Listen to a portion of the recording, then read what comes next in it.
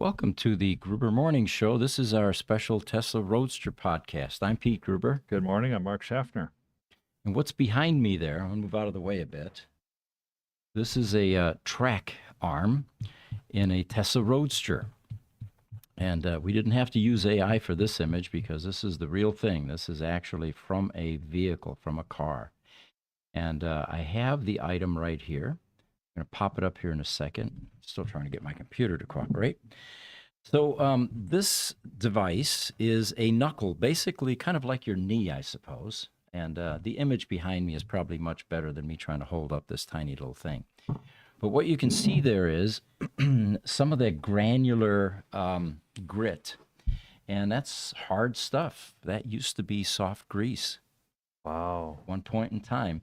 And what happens is it mixes with salt and moisture and age and debris and dust, and it loses its viscosity totally. And the next thing you know, you oftentimes have metal against metal. It's a track control arm, by the way.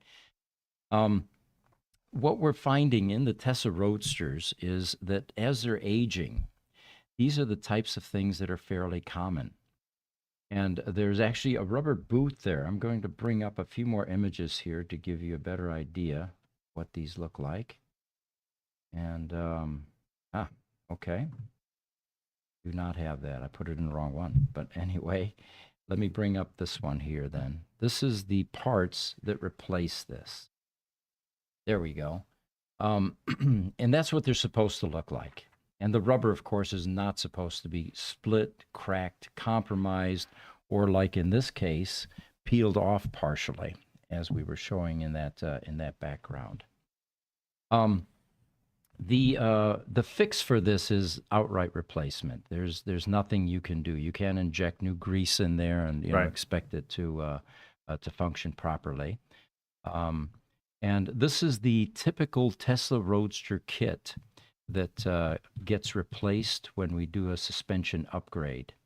And I'm going to read you some of the items that are replaced when we do this. There we go. All right. So there are 4 anti-roll bar drop links, 8 ball joints. You can see them in the upper left-hand corner there. And those actually swivel, and that's what part of what keeps the mobility and the movement in your control arms and steering and all of that. 16 bushing replacements, and those are the ones down in the lower left-hand corner. And these aren't just rubber; they're actually urethane. It's an improvement over the originals. Then there are 2 spherical ball joints. There are 4 sway bar bushings, 2 toe links, and a complete assortment of hardware that gets replaced. And then the sway bar bushings that you see in the lower left-hand corner there, underneath the grease. Get my mouse over there. There we go. These guys right here. The difference between what the Roadster drove like when it came in, and we test drive them when they come in, right, and then after this type of work is done is night and day. And the reason that you don't notice it is because when you bought your car, it was smooth, just like after one of these upgrades. But the decay is so gradual and so subtle, you don't realize. And if it was a night and day shift, you wake up one morning and go, what happened to my, to my Roadster? Drives like a dump truck now. Yeah. It would be fairly obvious, but it's not. So this is part of the things that we look for when the Roadsters come in for service, and they come in for a variety of things. It's not just battery work that needs to get done on a Roadster.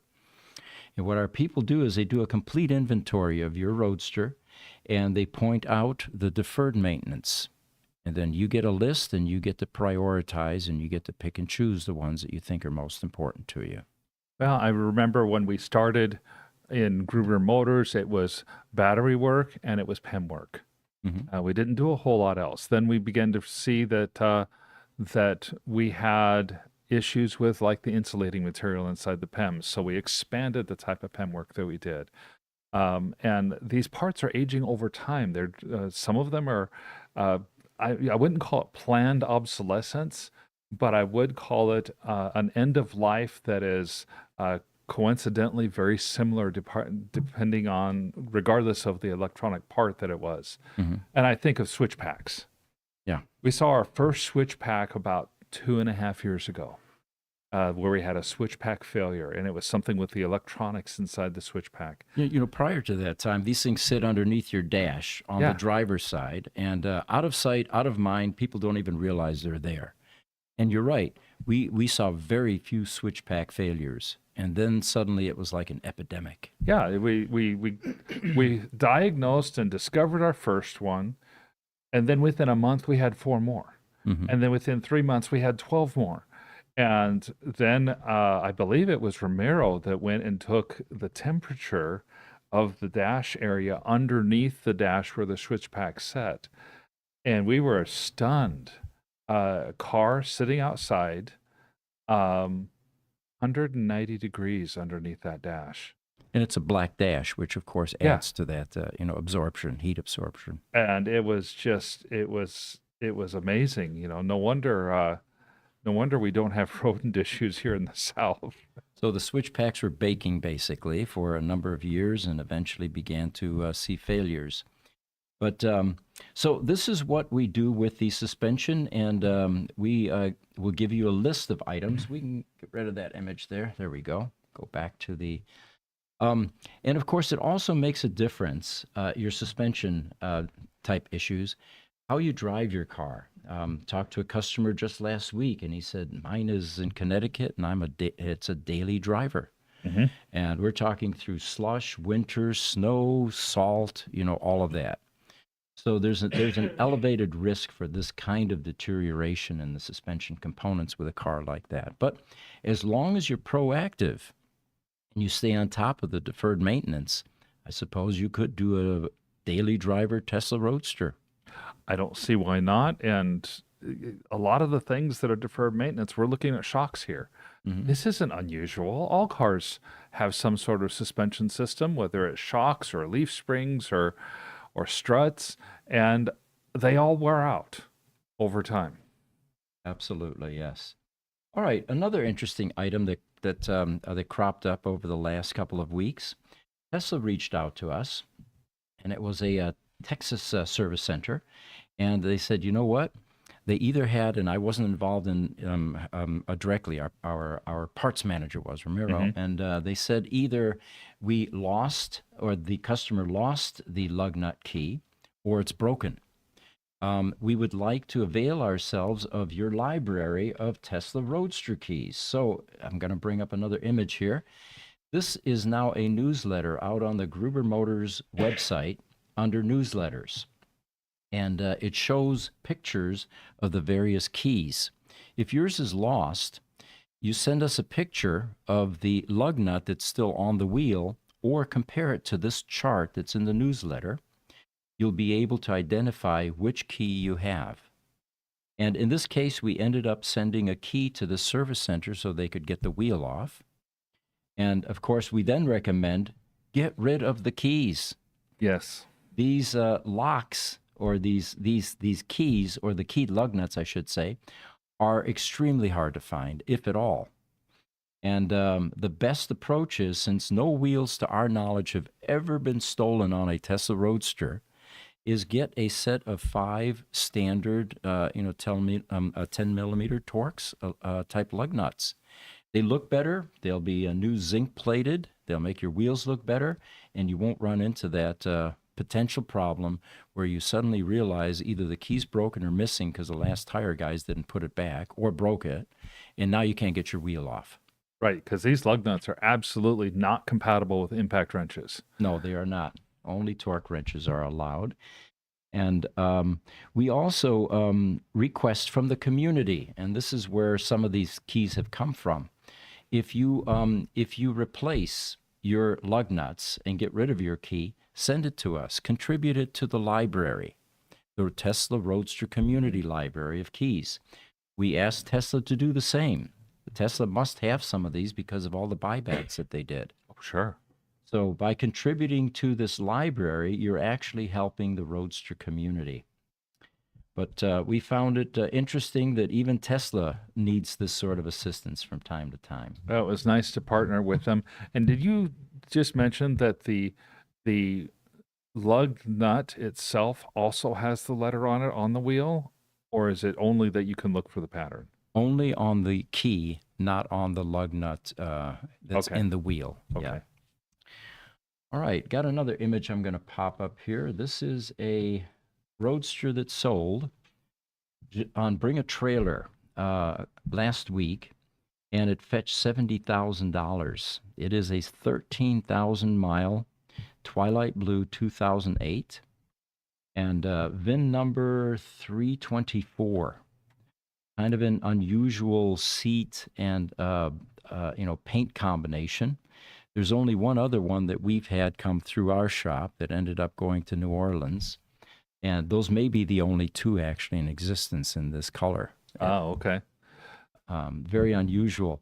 One of the things that we were going to show you was in the got another image here.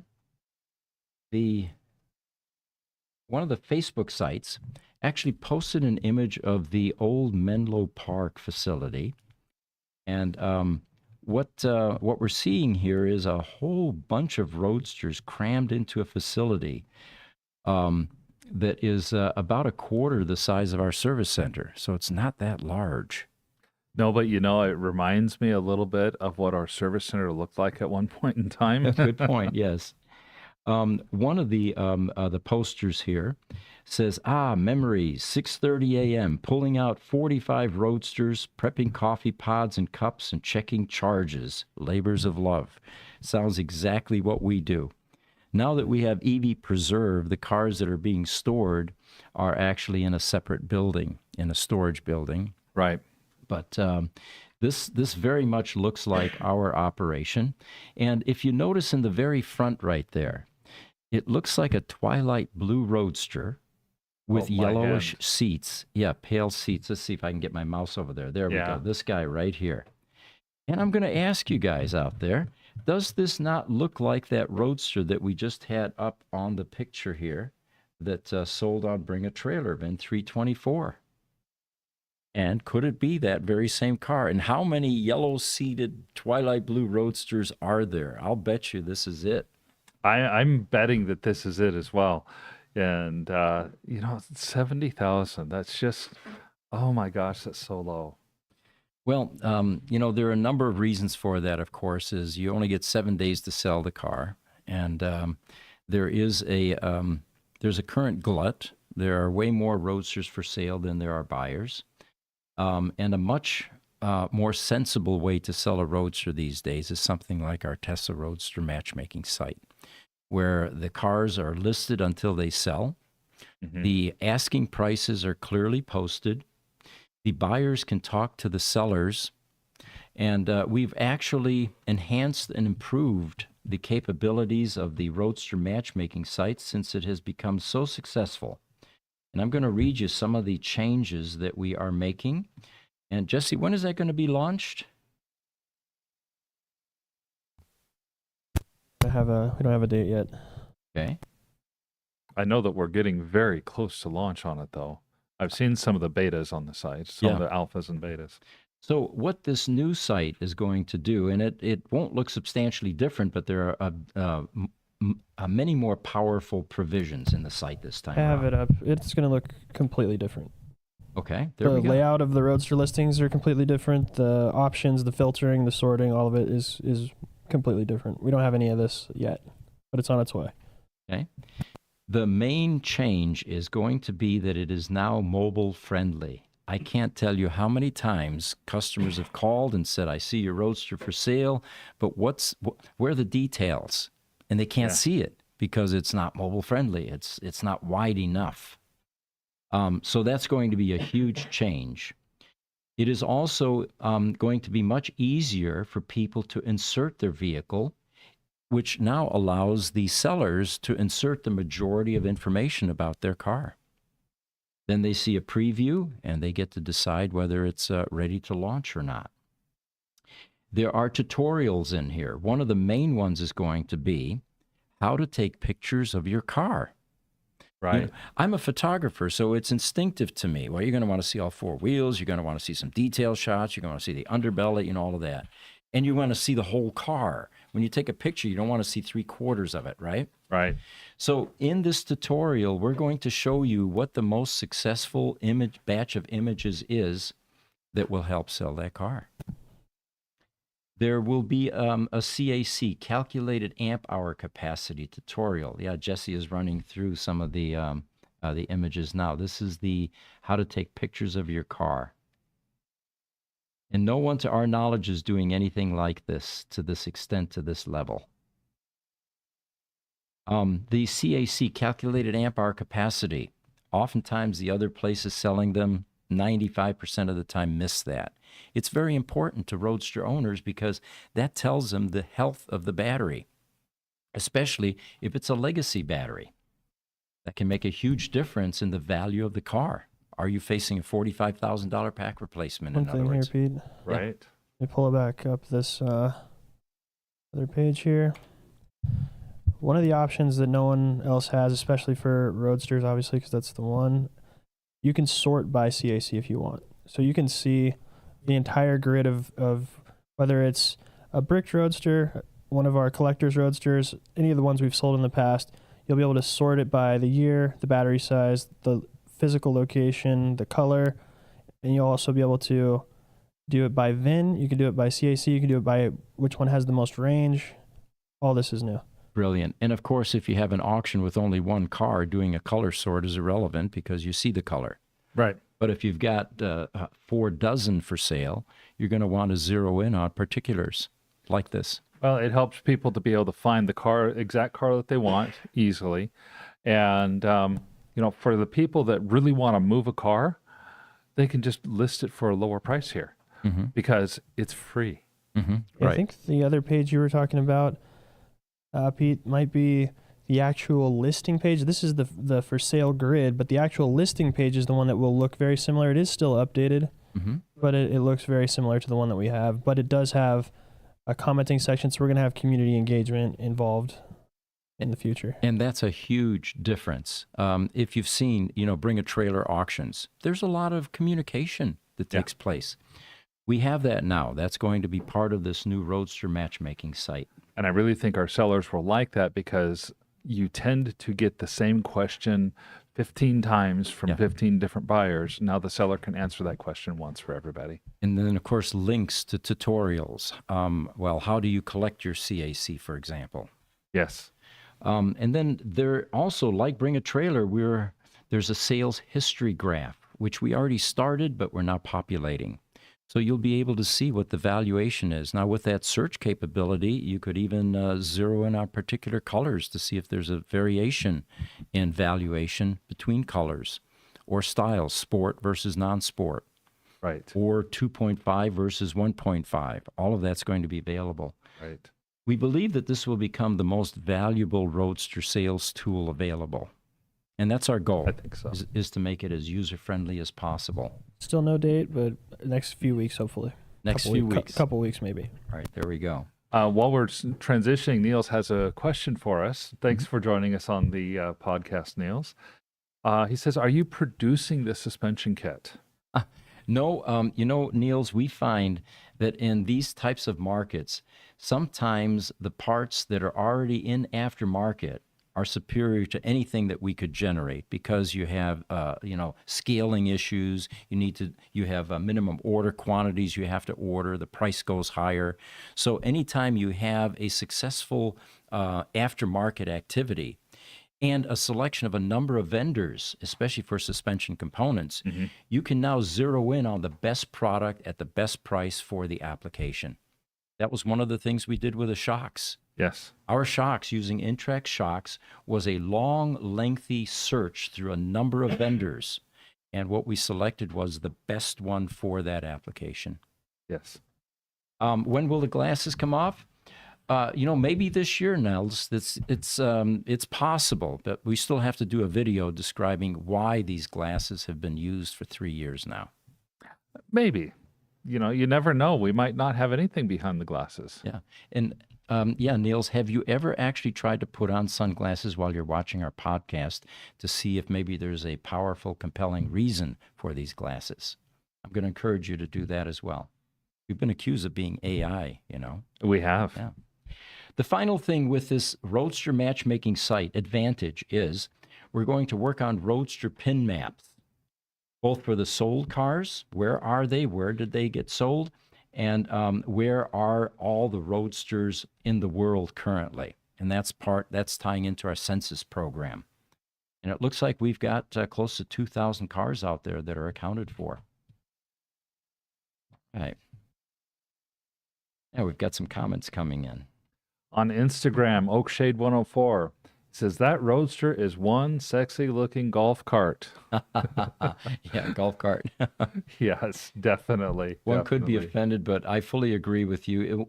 When you compare that to all the other Tesla vehicles, there's nothing that even comes close. Yeah, nothing at all. It's that site is going to be able to stand up to just about anywhere, no problems. Now, here's a Jesse question. Your sales site looks better than certain others, might become a product. Did you run the site through the W3 validator, Jesse? Not yet. It's still in development. We are using Google Sitekit, and we're following Google, what they call their core vitals, which is basically all of the different ranking metrics that Google uses. We also work closely with Bing for our advertising.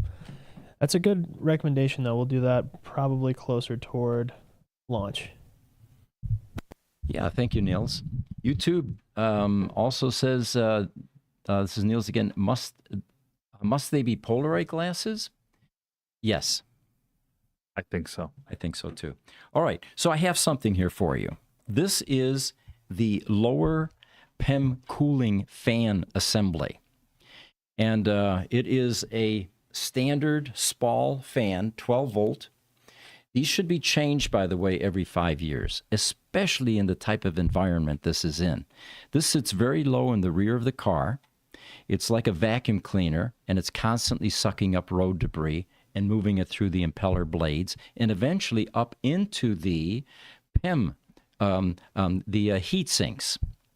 So what happens as this thing ages, the fan is easy to replace. What's hard to replace is that shroud that you see there. And I'm going to try to hold it up so we can see there's some white behind it now. There are portions here that are completely cracked and broken out. What happens is this is ABS plastic, and it's 16 years old in a lot of cases. Back up here. Oh, it's a good thing I'm wearing black pants. Yes. So these are 16 years old, and it becomes brittle. Constant vibration from the road and fan eventually creates stress cracks. And you can begin to see those as you work on Roadsters. Even if the plastic hasn't broken out yet, you can see the stress fractures. Mm-hmm. And as the shroud then weakens, almost all Roadsters that come in for service now need that part replaced. And what we've done is, and this is our parts guy, by the way, this is a carbon fiber replacement. And the reason we went with carbon fiber, a number of reasons, the original dies and molds to make that shroud are no longer in existence. Much of the original molds and dies were scrapped by either the vendors that made them for Tesla or by Tesla themselves. A few migrated here to Gruber Motor Company, and we are preserving them. We're like the curators of the molds that survived. But this is one that we didn't have. So we had our carbon fiber vendor make a replacement. And the reason we chose carbon fiber over aluminum, which would also be sturdy, but much more expensive, is because carbon fiber is actually lighter, and it can be made just as strong as making these out of metal. So this is what the replacement looks like. It is thicker than the original ABS plastic, and this will last longer than your car. So this is a part that we ended up having to recreate and make.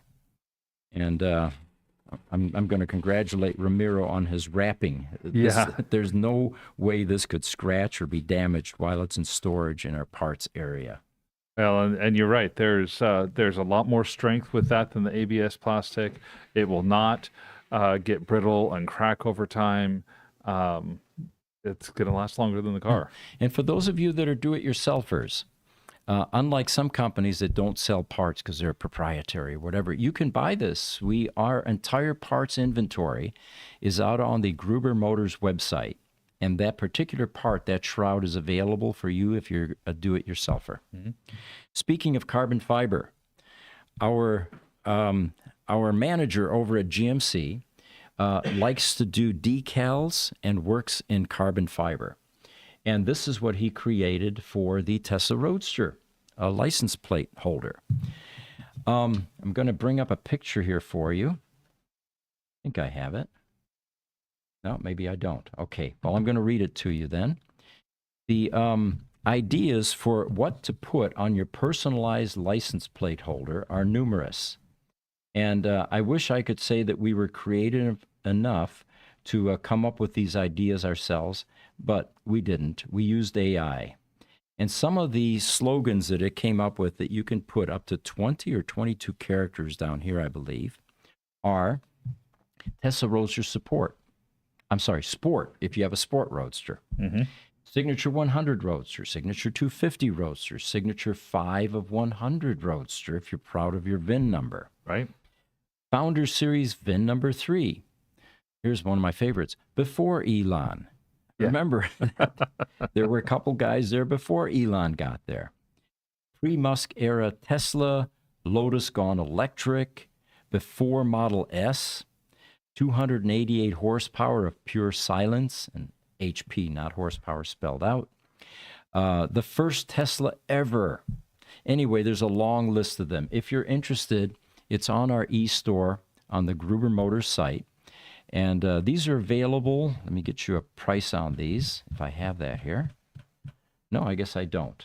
All right. They're not that expensive, though. My favorite one is Franz Who. I'm OG. And staying with our manager making stuff for the Tesla Roadster, this is a mouse pad. It has the old traditional Tesla logo on it. That one there is our new EV Preserve business, which stores exotic cars, Tesla Roadsters. And it is available for any owners that feel they have a collectible car. They would like it stored in a facility that is temperature controlled, that has OVMS on every single car, that has strict charging protocols, and will never brick your Roadster. Right. That we will take non-EV cars for storage, but our specialty is going to be the EVs. Mm-hmm. Absolutely. All right. So we've gone through the suspension stuff, the bring a trailer portion. I've got another image I'm going to pop up for you here before we close. And I am just amazed how the legacy battery packs on the Tesla Roadsters continue to survive. This was one I was test driving a couple of weeks ago. And what typically happens is I pick it up at the service center. I live about 7 miles away.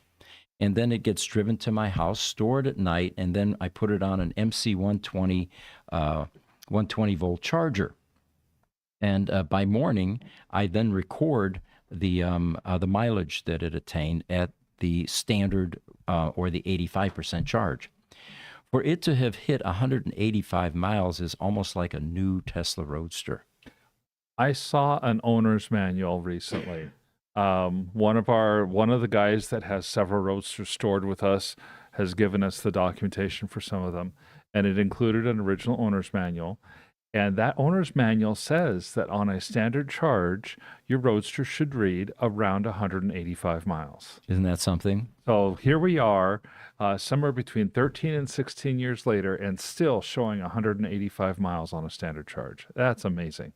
It is exceeding all expectations. In fact, the experts are now reevaluating the lifespan of a multi-cell lithium-ion type battery pack, 18650 pack, based on the results of what the Roadsters are doing. And this is despite the fact that some of these Roadsters came in bricked. They came in compromised in some way. They had a resistive cell that needed to be resolved. And they go back to oftentimes these kinds of levels. I think the lowest mileage Roadster that we currently have that's still in play that's being driven is around 102 miles or something like that. It's a local customer. But the CAC is holding steady, the mileage is holding steady, and he continues to drive it. Yeah, and he's doesn't have the type of acceleration issues or power issues Correct. that are indicative of a pack failure. It's just running along. Yep. All right. So we appreciate you joining us as always. Hope your holidays were fun and exciting and rewarding. And we will have another Tesla Roadster podcast in 2 weeks, collecting information. If any of you want to give us any topic ideas, evie@gruber.com. More than welcome to send that there. And we also have a guest planned here within the next few shows, Conrad Buck in Germany, who has a very successful Roadster service center there. I'm looking forward to meeting him very much. Yes. He also has a very special car that is being rebuilt at this point, a Roadster. And we won't take all his thunder away and tell you all about it, but that one's going to be worth watching as well. So again, thank you for joining us. I'm Pete Gruber. I'm Mark Schaffner. Take care.